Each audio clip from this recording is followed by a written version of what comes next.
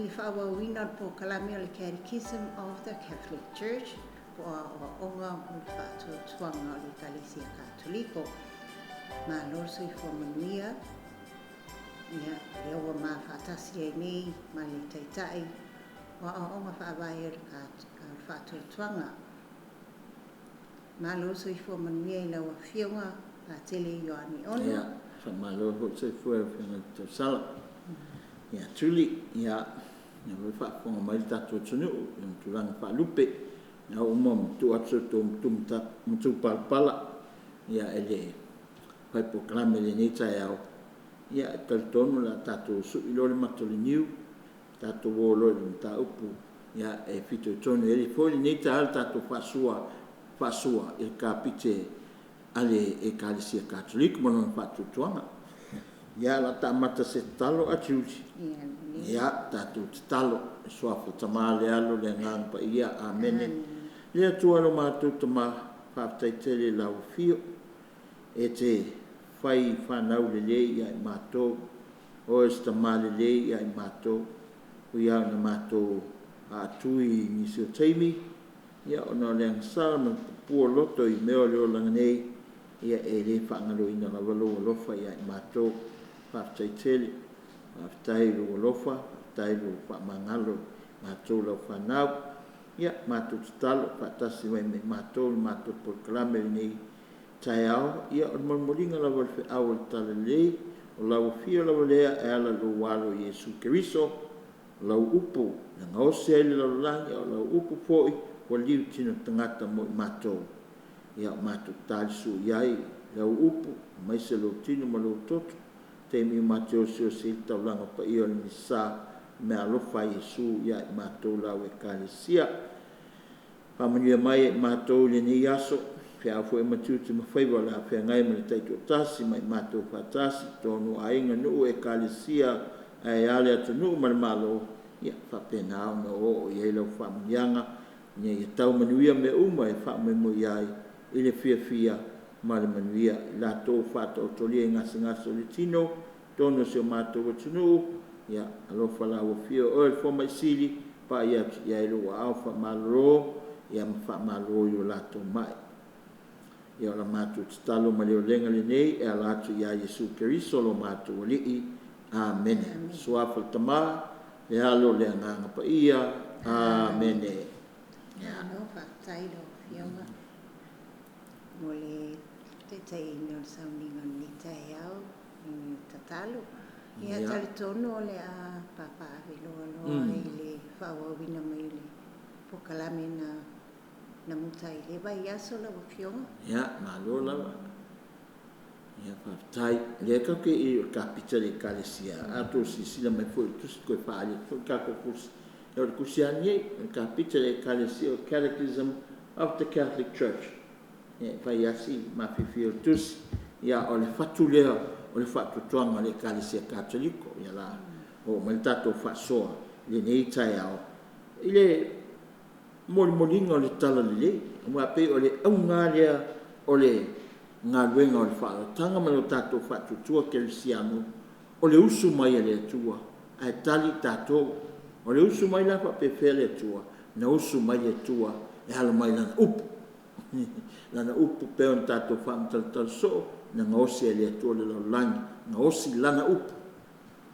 O le upu, o le performative speech. So, when God speaks, things happen. You know, things happen in what God intends. Ia pole alawa, ia me whingare ele atua.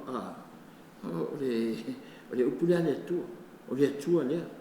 O le upu le tasi ele atua. Lea o le utenu tangata mai a Yesu. Ia fo la wa fio mai Yesu. Wa o tato. Ia e o tato. Mana mai u. Wa ngare fio mai Yesu pe o tangata pe o ema. I whenkanga ko mana mai tato tua. Me whenga e se le tua o Kerisiano. Me le tua o isi fo fatu tuanga. Le tua o Kerisiano. Le tua Israel. O le tua Yesu. O le tua fo tato. Le Ekalesia Kerisiano. Ia. E me se fo kako. Ekalesia katoliko. Ia o le tatu atua. Mo kwa ilo loto lo toi ia ia tato. E le o toi mamao. pe ona e whenga tuai. Aia, e ala ia Yesu o ia le whenga fou. Lea o whetalai, lea tua e ala lana upu. Ma o lana toi upu fo lea. O le toi upu, o Yesu. Me ngā o Yesu, o le upu, liu tino tangata. Ia, le la wafi o mai Yesu whapapoto se vaenga o ono so. Ia, ka ua la ua apostole to sepulu man to lua. Ia, ma whapena, whatua e Yesu lana Ekalesia. Whavae ai, le tino le, ta ua, o le Ekalesia. Ia, ele whapea mai amere Ekalesia katoliko. Ane whavae o lana Ekalesia. Iyo, o le upu katoliko muli mai. Iyo, o le tau whamatalaina, o le winga o le Ekalesia lea na mana o Yesu. Ele o se Ekalesia ngā se atunu, ele ngā Israel, ele ngā o Ekupiko, ele ngā o ai. Lea o le Ekalesia mo le lalolangi atoa. And that's the meaning of the word Catholic. Yeah. Catholicity of the church means this is a universal church. Le tō whale a Yesu. Ia, na mana oe whawai le Ekalesia lea. Le Ekalesia. Le Ekalesia mō atu nuku uma. E le whailonga lanu, e le whailonga ngangana, e le whailonga fōringa. Le ai, o le Ekalesia mō tangata uma. Ia, talai Yesu, matai o sepulu, think su, ono, whai pasu, kōru whai usulu ono. Ia, ngawha mai, pe teru oe, o lunga le ne papa o te ate e ai lau e Ekalesia. Lau means singular. Ona winga o lau. Ekalesia Keriso, Ekalesia Yesu. Pawai lunga Peteru. Papa oe Peteru. Petrus means papa. O le papa e whaingatai. E o kalepe le papa. O le alai e whaingofiang kalepe. A o le papa. E so solo hunga e koe kila langi a ko le papa. Nonga winga. O le mea whaingata o le peti. E whaimai upo Yesu. E ai se whai tutoa. E le ma whai e whai tutoa o se oli. O na manu malo iai. Lona winga. E le ma whai e le malosi o ti Apollo. Mana mai lei. Ia ma lona malosi. O na ma talepe le Ekalesia le. E whai lunga. Whatutua. O le o apostolo. Mai se Peteru. Natali ia Yesu. O e Keriso. O le alo le tua. Soifua. Mai lo Yesu. O lau tali. E leo se kali mai se tangata. A le tali. Mai lo tamai lai. Lona winga. O le kali mai lunga. Kali mai le tua. Le nganga le tua. Fa mai lo a kofinga. Pa akingo no mo kofinga Yesu. Peteru oe. Papa oe. O lunga le nei papa. Jata e lala Ekalesia. Ianga i lo Yesu. E vai pekeru e oso wale isken. But he uses Peter as the first leader of his church. The first pope. Ya ka ua o le pope. O le papa. Yo, ya o le Petrus. Ya o le tamapa ia. E ka ua ni fai o mengewa i kau so kuanga tatu faa langina o le tamapa ia po le pope a. Ya.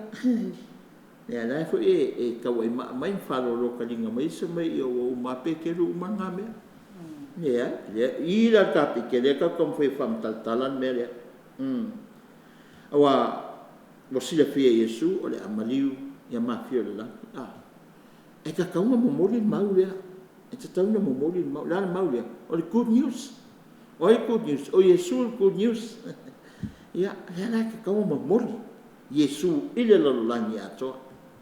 O ila leng wha ngā Yesu. O na so Yesu kulumane lupa. Nera asisila kula chubi ka slide there. In the apostolic preaching, apostle, somewhere upo apostle, apostolic preaching o winga, o le launga ma lea o onga, ale o apostolo, e lua vaenga ia whaunga. O lea, oral. By the apostles who handed on, ka ua le upu lea handed on, ka ua le upu la, longa winga, tu lima, tu ngutu, tu talinga. Ia le momoringa le awal tala le na makai orally longa winga fa ngai fonga e tau talai e fa soa ia mawelis fa soa ia le wo mai tato fa soa le e ala le upu mani ngutu e anga tu ngutu mai pe fo ka ko Samoa ka kele mamala mai i tala anga o Samoa po fe me mo mesio tatu tunu ma le ngo Samoa ka ko le ko i tala tu voinge tala na fatu mai ma tala tu talinga mai o tatu tu o fai langi fo la ma ia le ko fai ia ngai si o tatu ni au tu si la ia a fa mo ka kele lo ka ko i po fe ka ko mai ia so e fa pena fo mo molinga tala le ia ne lai e fa mai le upunga by the spoken word of the preaching preaching al apostolo by the example ya relato langa fa ya so o menga o Yesu makapenga Yesu la apostolo by the institution they established la mele Ekalesia kongwale ya le institute Yesu le Ekalesia yang established Yesu fa tu o petero la apostolo what they themselves received whether from the lips of Christ or from his way of life me fo ngala ko fa ngolongo o Yesu ia male soifua fo Yesu fa ya yang ngayoinga na fai and his works or whether they had earned it by the prompting of the Holy Spirit so me mala ia ngata pina pena ila o apostolo o Yesu la ia anga onga example ng fai Yesu po his way of life e o nga ngalwen ia yang fa nulong fa maloloma fa salwali pipi fa longotaling talinga tuli ya fa pula matau tawas ya fa tau tala ngungu e ai kanga ngoki fa ko Yesu so all these things put together yang so ai Yesu lan ngwenga ile au apostol ya halala ile ya fo ile musmusunga ale ngang pa ia so nga mo nga oral preaching nga winga ole le launga tu ma wato Yesu la apostolo ya le fo fa ngai Yesu la apostolo ya what o tala yat by word of mouth orally ya talale o Yesu talale ako mai lo ngalua ya langa e foi vai tau o soifuanga o sila fia nga ruenga le ngang pa musuela o apostol sole ka kaunka ko kuskusia me le lo ape ke usi o ngalo no faianga ngalo pe ale lamale talanga o tala ia ale oro ya le fa mai sila kuila le ngala le fa mai by the apostles and those men associated with the apostles who under the inspiration of the same Spirit, the Holy Spirit, committed the message of salvation, o Yesu la to writing. Kuskusi lo ilalo. Le ka falo, le ka vai kuspai nga ka foi lai fengeng tuai, fengeng fo, le ka ngo mai fengeng fo, peila o tu se nga wenga o apostol, ka ko makamaka nga kusi esen ma ngayon nga kusi. Le pala ayo apostolo saya. Ai nga umalo nga ko mo mawinga matatono Yesu to tu wa fear lang yang fa Yesu ali fear lang o itala le papakiso tangata ila suafa tama ole alo le ngang pa ia awako ke pole awako ke matata ma fefe esa o te yate o to ia so ole lalolang so ale menanga le nga malu si apostol apa ngai ko inga ngal fai wan mele ya aya le upo Yesu malana fa manuia ia lato ala le mano le ngang pa ia ngang malo se yo ta le se ya ngala ula ko lu hapia ya mangi lo kuskusi la nei kusenga ngala apostolo ngai pe ya akako fo kusfa ya kel fo ia na pamtanga because ele ingofo ka ia nga fa lunga ya Yesu wa apostolo makuskus wa pe ala sa mo Yesu no later on about 64 AD ya olo wa tusiang kuse Paulo fa ngolo Paulo ya Yesu ka ngolo leo Paulo kusi la lo ia Nyo nga kai me pulu wa mata nga yei mele o fai on ka ngofi ia ke le po ame fa nga kai me ai kusi ia fa mtala nga ma le tala fa so pito o fa tanga ia la mai ai su a fie fe mala wa apostolo ia le la fa mai o kusi le o nga nga wa apostolo kusi e Luka ese le nga ia Luka ia nga ko nga dedicate ka nga ka ngi o ia le kusi ia Luka e kele sa inga sa inga tusi e popoto tus pa ia kele yo me similar in parallel lai le tusi le nga benga o apostolo ma le tusi le evangelia Luka. So they dedicate this this work of the Acts of the Apostles under the name of Saint Luke. Ya, e ho kusi Mateo, Mareko, o Luka, ma Ioane, kusi ngai wha o ia o apostolo nga. Ia, e ngaka foi nga, ia o kusi a isi foi o apostolo e Peteru, kasi lua kolu Peteru konga kuspa ia o Yuka, o le kusi a, e leo Yuta la wha, ta le si Yuta lea, lea nga sui mai a Yuta, lea nga na whaalata hiu tātou wali, ia, ngaka lia ka kua e kuspa ia, ke mia e awangoele, e no fo se tasu to suma to lua e koe so e sisi e sawe e fa akolko su kawanga akolko suma lua na te leo lo na winga no mela su lua e ngata la apostolo e fa winga fo ainge se furu ma lua o Israelu e fengen tuai so mela nga ia ka ko mai vola i o Yuka o kusia Ioane tasi lua tolu ese le Gospel of John ia o kusia e polisi apostolo ia Peteru kasi lo tolu ang kusi ese Gospel of Peteru awana tusila ia ka o pastoral epistles o nga kusi mole lo langi ato ia kasi lo tolu ang kusi ia pio o kusi nga o apostolo ia saulo ia kamale o Paulo ia kala ngā koe nge, ia, ora, sa furu man kōru kusi ese a Paulo te tonu o le kuspa ia le whengi na fōu, o ana tusi ai Ekalesia na ia whaawai ina. Ina ia, la lango pēr le whina ngalo le tua, ma le whātua tangata. Pei a koe o kako wa, ia a whai ese, ke kusi ko wai nge whaamarusi au, hei, ia, on sa, ia ko mau whakokua, ko anga lok, awi ka mai ki misa, o ku whapenga, e whapenga, kusia ia Paulo e Ekalesia sutolu, ia konga kuspa ia whengi fō, ia e whaamasi au e Ekalesia ia, sa ia whatuina, ia whatuatua, ia e whola.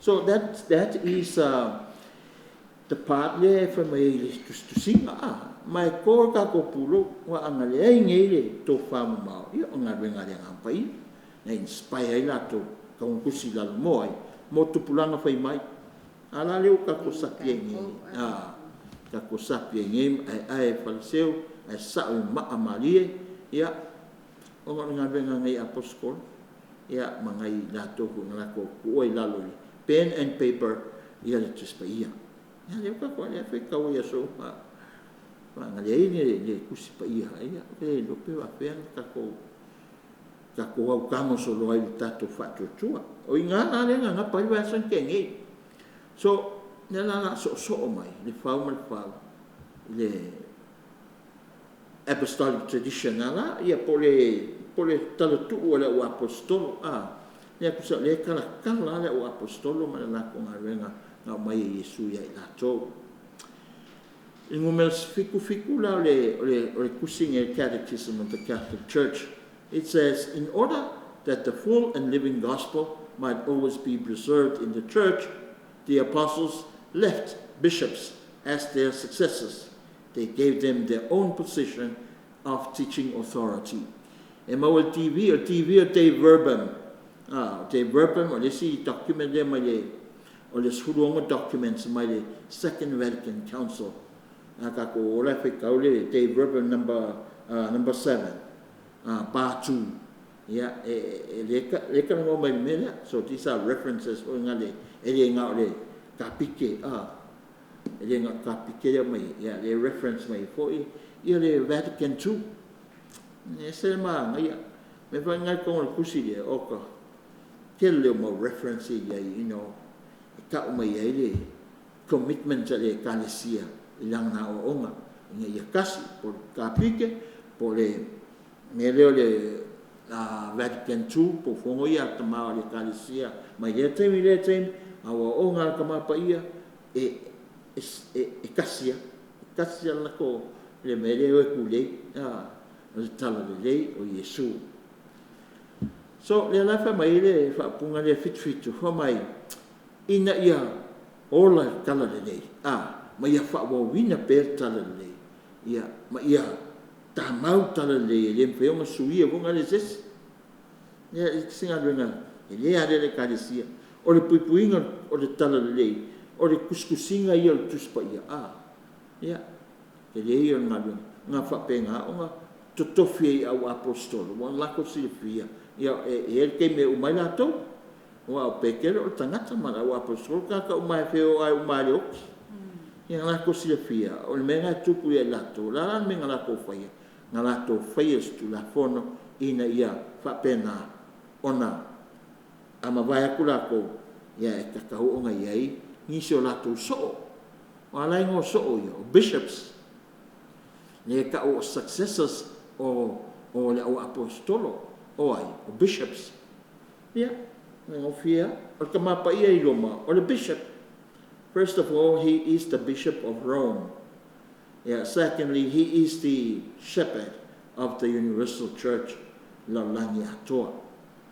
kako mai kako ia fai aku ia Bishop Pati Luimatainga ia luku lai mai ia Bishop Mosese Archbishop Mosese ia e ku fa solo no ia ngalo le tua lang soifua fionga ake po ia Mosese ia fili fo Mosese ia e fa wowi feelinga nei ele pe o feelinga mo meo kako palokai pengi fai sui fa ku fai campaign o ave pisa apa inga e paloka mai makupem pisa apa ma uma mea e fa pengala na le katoliko feelinga o masui o la o apostolo po e piko po ia mai se fo tamapa ia e fa penga ele potiki fa penga a fai o tamapa ia e o uma katinali o iloma e o no fo talo mai o male lisi mata o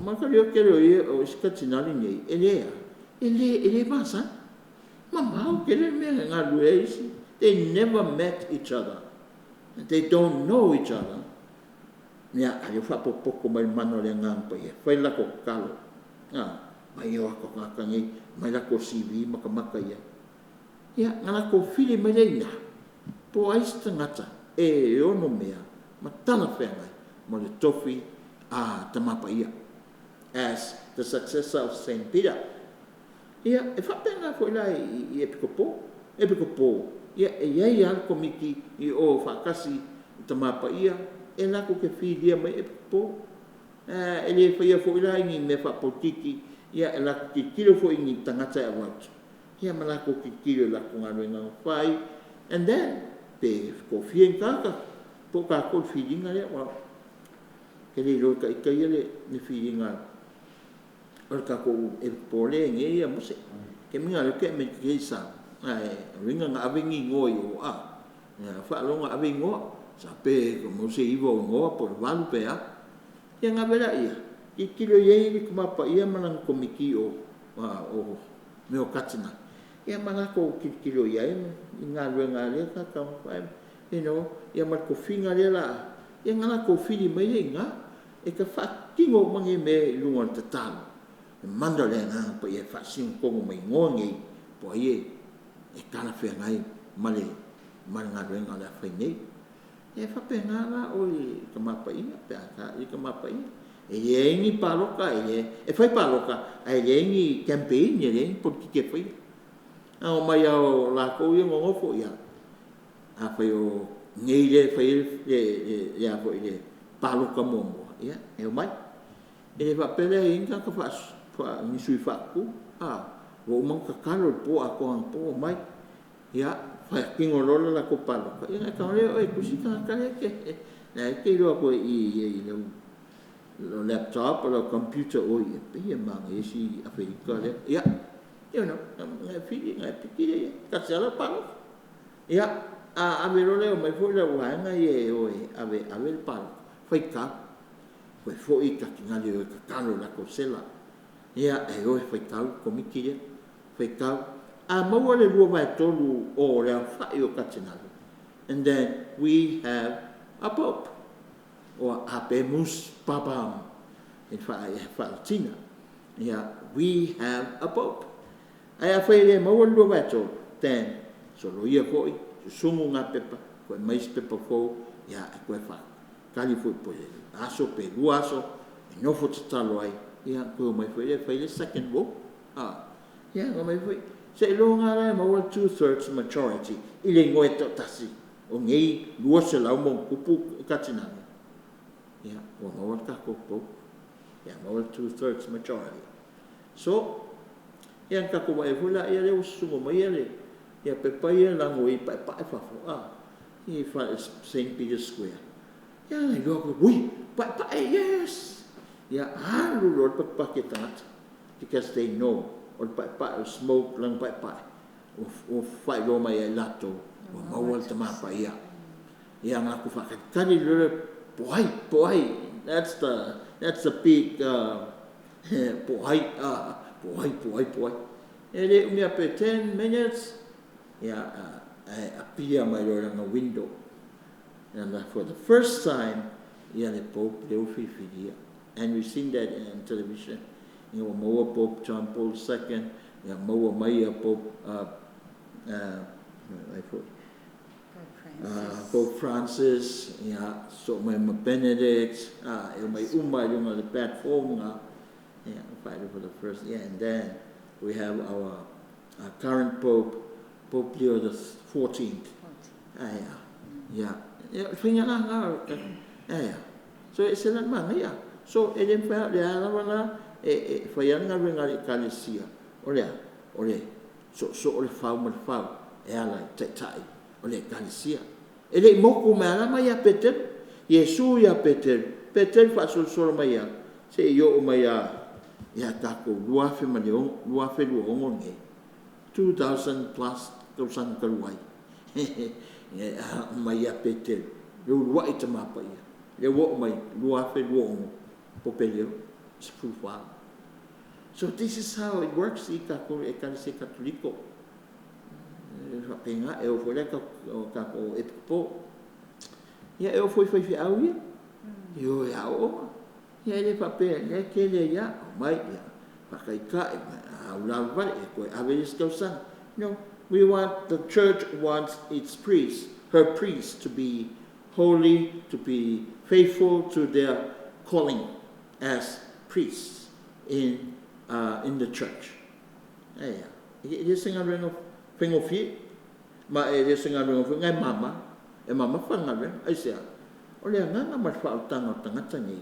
Fa moi lungole nga oe patele, nga oe kopo. Ya, Mexico ka kama pa ia modelo langi ato. No, fiongole ala e mali ai le tau whainga le Ekalesia pui ia le pola inga o le taita inga na totofi tātou e Yesu a mata mai le ia Peteru. E se le tāua e peila se mali ai le lau saunoanga ma lau whaloto ina le aonga le Ekalesia. Le mau atuai e peio se atui ia o onga Yesu pe a whapea la wa le ustaia le Ekalesia le tu mai a tato ia atoala ia ma tu finga ia pa apostolo ia pa wapea e taita inga ia apostolo ia pa atasi ma faithfuls ia le Ekalesia ona atoa ila ia o le olaina o le tala leile finangalo mtatoa nga ia tuei. E momoli tala lei pe sao lea o se atui Ia o ngā tātou aligi. Whapea wā tātou wanga I ese mai lea pule ni tū mai. Ia, e whapenga, wai maka le whea kako sisirangi a tuli le tala whaso pito le Ekalesia katoliko a. Ia, maka mai a pete. E tele yo mei longa tala anga a. Ia, o leo ke whaia o ngu kai I momo. Ia, o lo avea le Reformation. Reformation e ka ua o le Protestant Reformation. Ia, ma le Counter Reformation. O le Counter Reformation, le Counter la lea. Ia le Ekalesia katoliko. E tali ai. E kali ai o I kua inga ia Martin Luther ngā makai le. Ia ko le Protestant Reformation. Iwa su limanga thesis ngā ru ko I lunga o le whaikoko o le Cathedral o Siamangi, Wittenberg. O ngā lupi langa e iwa su ma lima. Mo le Ekalesia, ma pule le Ekalesia. Ia le laka I kusa e sa o e wa lupi pe a tui le pule. Martin Luther. Ia ngā lu. Ia, o le Protestant Reformation. Ele lei. Ia e fwe me, e pe lankan waku I tuli wo pe wa tui pule. Ai e fwe me sa le lei, ele Reformation. Ki kiloku ia Martin Luther. Makalia Martin Luther is a priest, a Dominican priest. E haka mai, o siama. And then he saw some abuses in the church. Me fwe, pe a wani kei. E fwe abuses kongo le Ekalesia ka ko wai tau.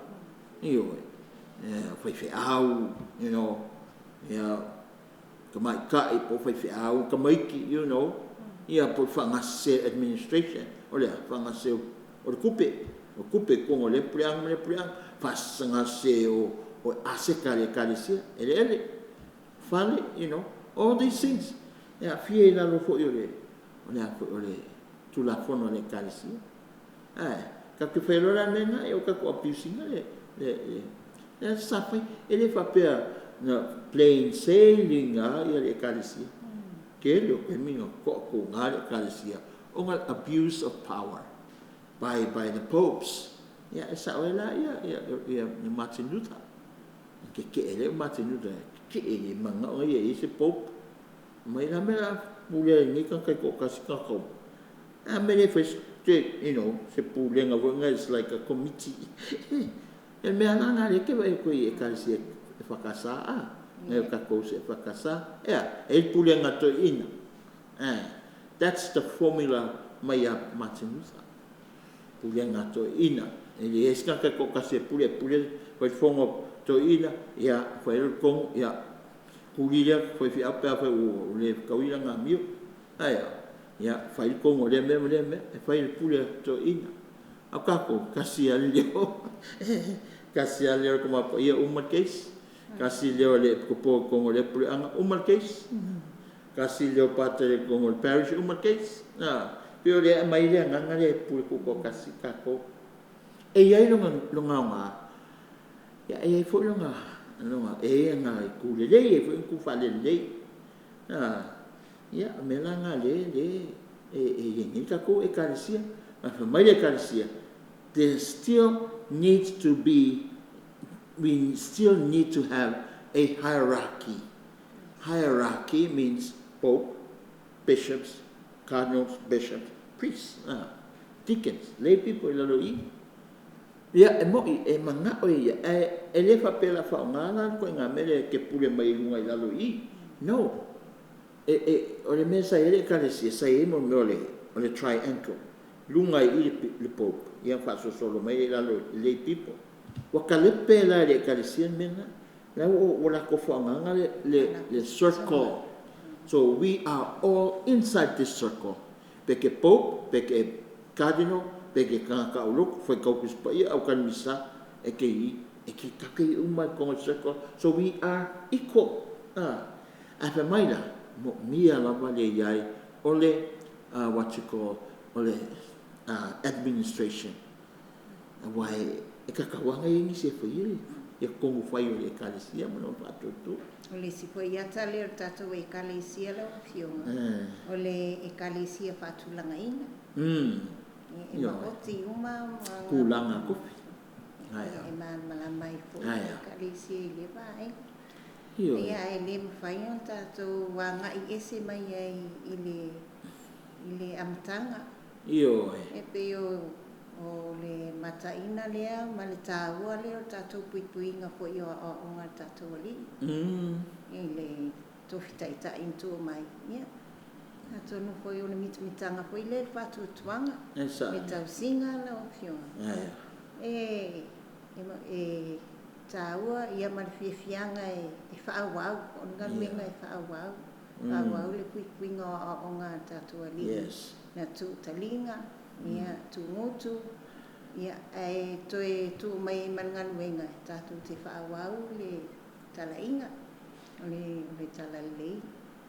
Ia ai le tofinga le o ngā whaapostolo, ia fui ai tatu tinonga le whatuatua. Ia Tasi, whaia, katoliko, apostolico.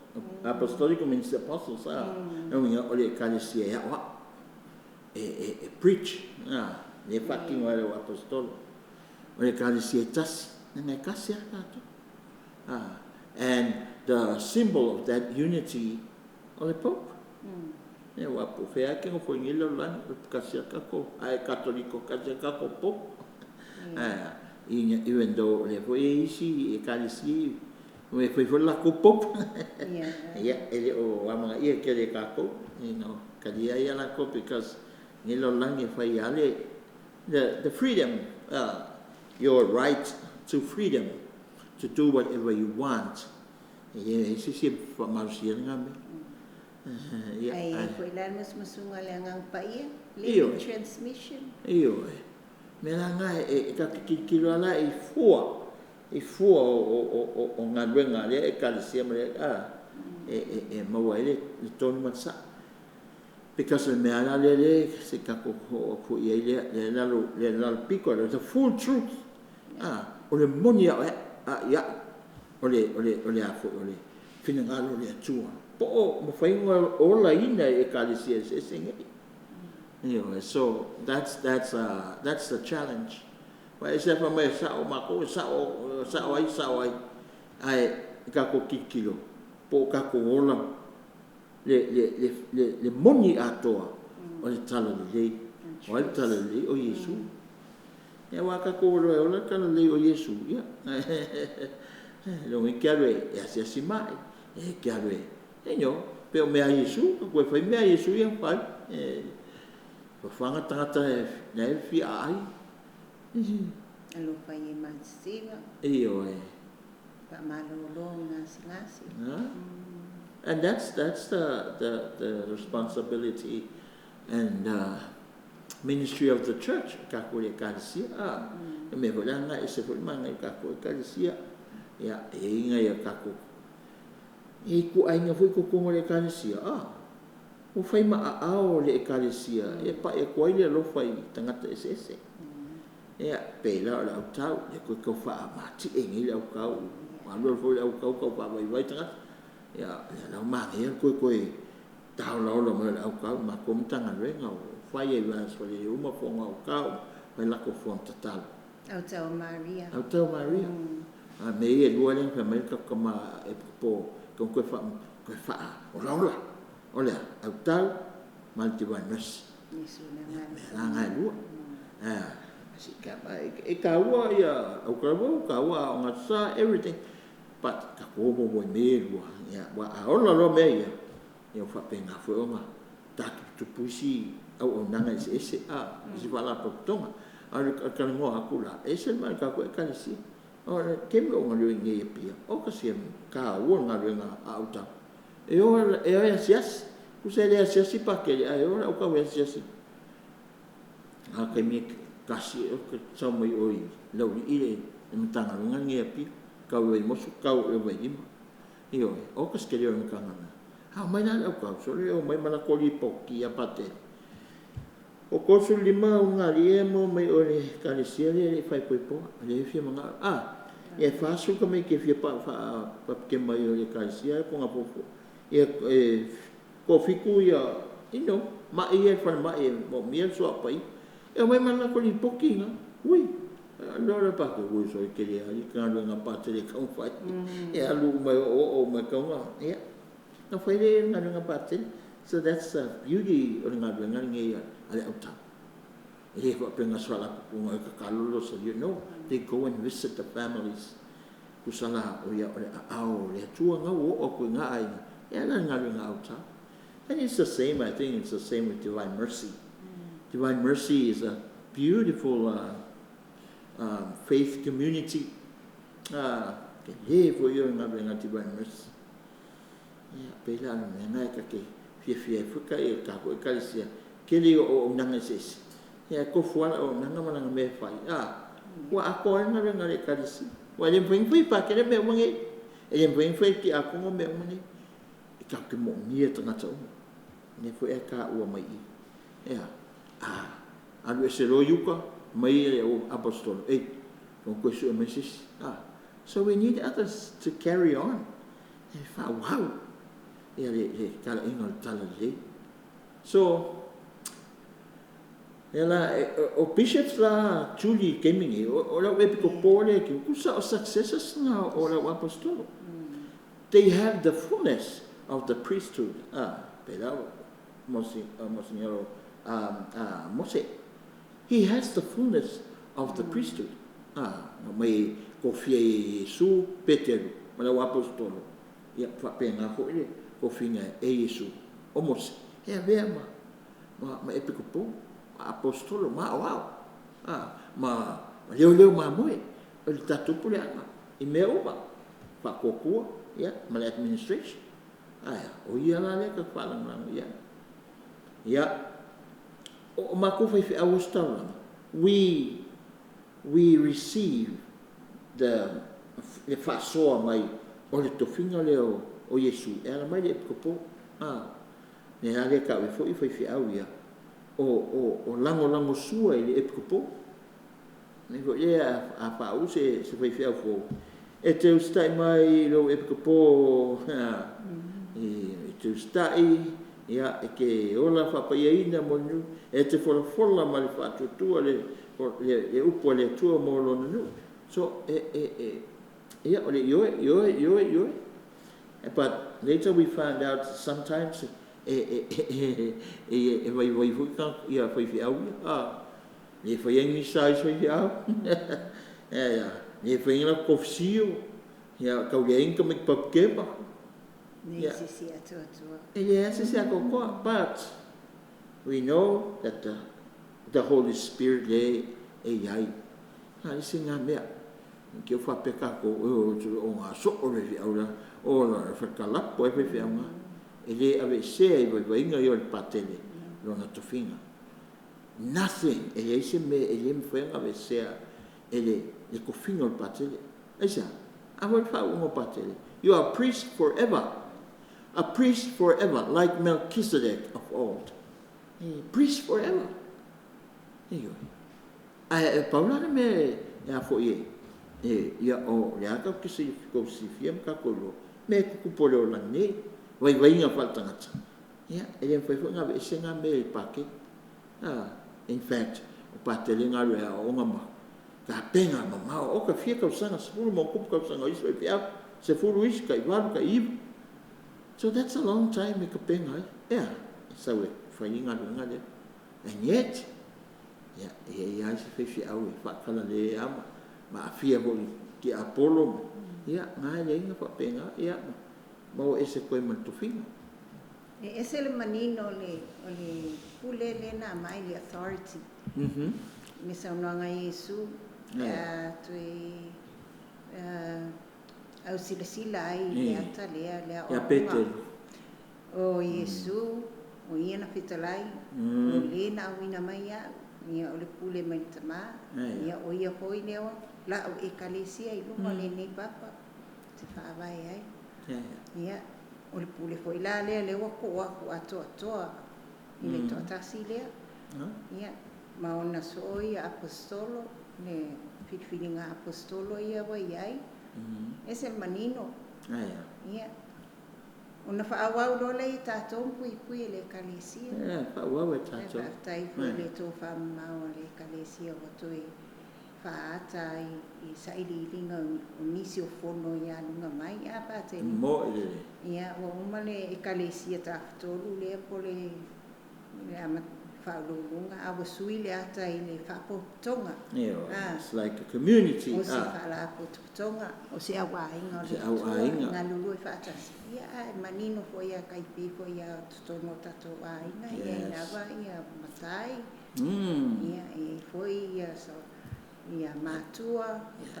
Whanau. Ia whanau. Ia pia. Kau le aluka. O mong tamanga uma ko finga ses. Ia ai ngā lulu I whaatas. Ngā lulu whakas, yes. Ia o wala au koe lea le Ekalesia. Tato ngā lulu whaatas. Au so se polo inga ai tau na ngili ustai. Le tu mai ni ia tato ustai. Iyo. Pifo I nei Italia fofulanga ustai na. Pete ustai pete tausi pea. Oi. Ia. E o le manino ai le E manino le. Le se mea la whapainita. Crystal clear ale. Le chu le la mona I totono le lo fatu lo fatu le fatu tu e faina na manino I a o mai. Le faith. It's a beautiful faith ka ko fatu tu and yet ia ko le o falo lo talinga ya pe vola le Reformation ia Martin Luther ke le ame ka wa Martin Luther wa because o me sa ku pule ka se ngampo o le sale of indulgence le ale winga ngamia o fa ka le lo fa tu o fa ka lo ola fa wa mai mai loku nga ke mi ia ka kele ku pe mai se fa wa ka ko man mai pasel ka o Rome ia St. Peter's ia mai na no ku pe mangingwa o mai wala o le tu ke fangaru nga lang se me mangalo ang sala so which is something sa bother ia Martin Luther no ia na fa ka ku pe ka ko fa ko man ka ko le fa wa so ngala nga pa na so something good kasi nga wa nga ke fo le Ekalesia ke fo go sa oli ka ko me ye sa oli e fo life fi au ya they were looking for pleasures they have a lot of wealth and riches money and all that and then it's like a transformation for the church. Ko kula na pe Ekalesia. Ui, sa so ko fa lela. Yang ale ku mai meio universities ma meio wa for seminaries in Ekalesia. E ave kama ye ha kawa. Ha kawa ko fa ye me vale ye fa mal abuse le ko le Ekalesia. So le kai le Ekalesia malanga fa tu ya me mai indeed the apostolic preaching which is expressed in special in the inspired books ole kuspaia was to be preserved in a continuous line of succession until the end of time no ever ka will kuspaia la le mai le tala le ka le mai fenga tuai tala mai fenga fo ile tu talinga ina male whawawina o le moni mau ala wa apostolo ia mai au perfecta fenga intuai ia ile plan ya le tua ile yutun tangato lana upu ala mai ya Yesu so angale ku spa ia le fu whawawai perka ko moni mau inga kala le ia le pe va fenga ale fa mai Yesu until the end of time mai ia au ko ke pore o al whawau okay ia toto. Number 78, this living transmission accomplished in the Holy Spirit is called tradition. Or ka ku fa winga la le awala ia pole po le upu ma le ngutu, whaalongolongo talinga, ia po me un kuskusia. E o, kako slide nga umagne. O le meleka o le tradition, o le living tradition. O le lewa ma sasamoya, o le talatu. Man kover kako whakoko katoliko, korua po taua, mamua, kuspa ia lua, living tradition, po talatu, koru, o le living magisterium.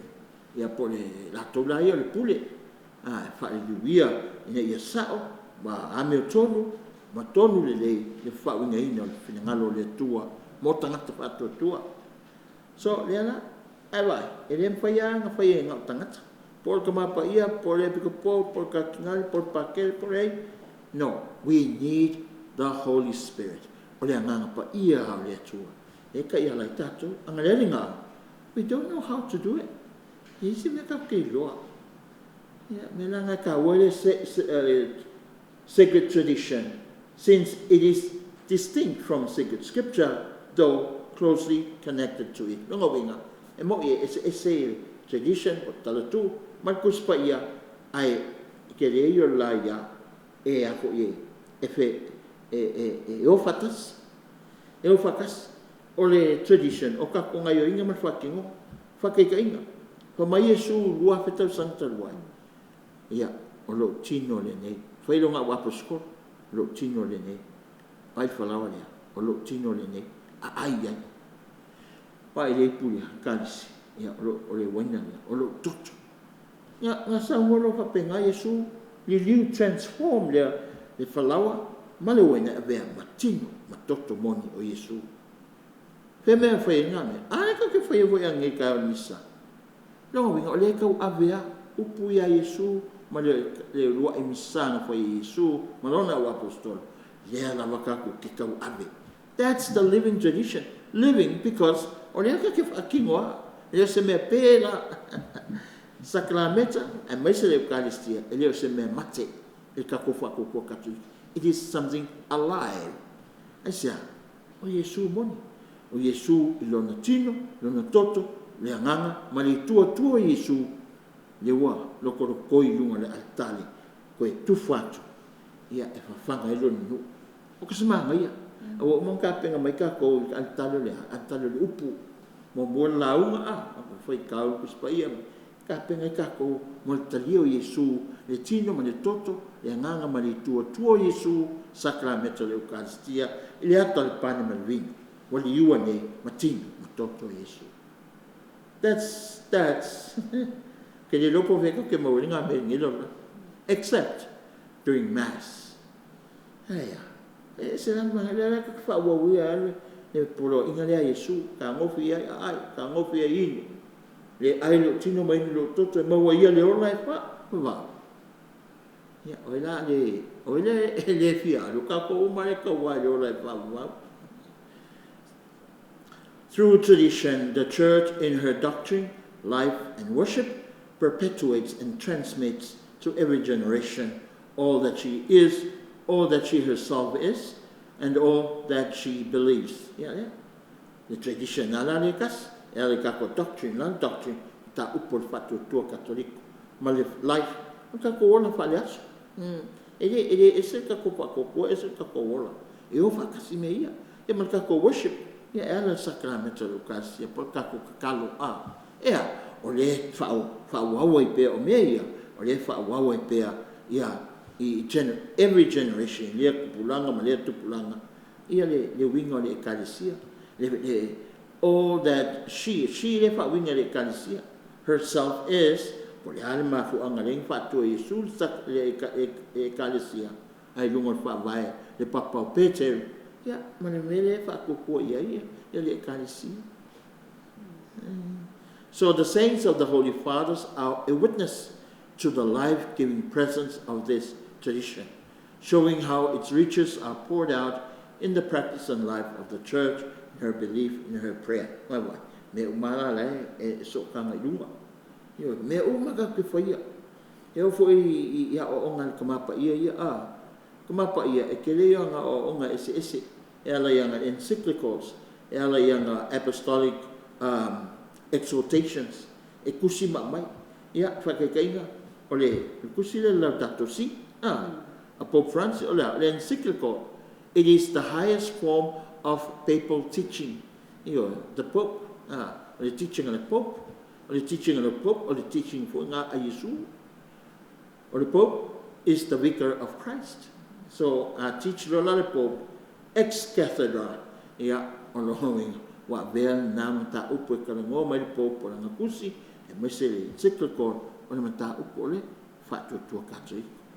That's why Laudato Si becomes a part of our faith, part of our living tradition. Iyo ka uwe yo nga kusi fo ya mapa ia.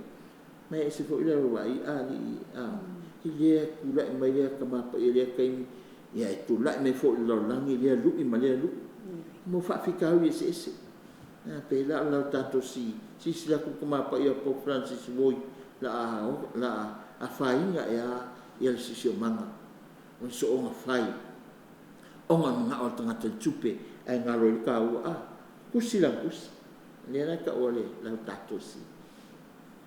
Ya kasi nga kusi. Tali tu ai foi ku mapa ia na onga pa vai no kusi pa ia man tala tu ale Ekalesia. Male nga pa ia. Inga ia fai go tanga te pe ia se ka ko mere fai. Na ka ko so onga fai fa le ngama. So onga fai fa le mapo fau. Le sio manga o me alu fa le to ia tato. Ka ko ngofo la ko mapo fau. Ya. Ave si ka ko mga o mea, mga o sering, mga o kupe, ia ai okay ia me o sio manga, o sami o la au o me o mga frede, me nga me le tua e yuli soi ko tanga. So e fa penga la le. Ya nango o nga ka mapa ia. E kele yo o nga awala o nga ka mapa ia. Ya o nga pastoral letters wo ia mai e piko po mo lo langi langa o nga le masanga fai kele o ia o fai pesa ya. It's a tradition o linga ku mai le ka mapa ia me masanga fai ia. Os ko inga o Pope John Paul II nga maka le ale me. Le me ole fai o langa Sunday catechesis. About 30 minutes. Pupuanga 30 minutes every Sunday. Yeah, that's another way. Pope John Paul II World Youth Day. World Youth Day. Kasi makaukiyo nga fo fato fala ingat kamapa iyo. Nasa tupulangan lang. Yo. Ke leo nga fi awe mai tupulang. So these are the ways for o ile Ekalesia. Malole sa noa malo foi le paso i la wafiunga pa te le FrIoaneOno. Ya. Te tonu wa manino ia wa o loto foi le mana malama ile ia o onga le Ekalesia ia o te tonu foi ia o te le foi le nau atu i whaalongo i le poto o le atamai whaasua mai ia o onga whaawai al kako Ekalesia ia whanga foi lea wa whaatunanga ina foi le taimi o lava tausala ia atonu le foi le le atua ia toi whaawau lisi vai aso le kako ko kalami ai whaaftai tele lau whaasua mai tai ia ai o le awhai foi li se tātou tatalo whaaftai ata foi tātou company lang sua i le well le pulenga ma le awhainga nuenga whapena foi i company ane UTOS pale tupe le UTOS ia ma le Bluebird number ia whamanuia pele atua i la oto lang sua whaaftai foi whaafua mai le puleanga i tātou puleanga whaakipi ko Samoa pia ia nipa ia malo Samoa lo mawaina mai ni po kalame ia whai umai a lau whionga ia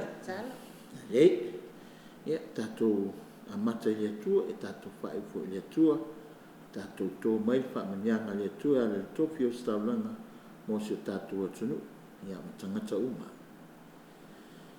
Ia whatasi le li ima o tō, Ia whātasi o ia malonga. whaifo mai atuma o pelunga ia Samoa, a mata mai ona taita e se io se au pito i titi, whamanianga le tua le ona le mana uma, suafo tamā, le alo, ma le anganga pa ia, amene.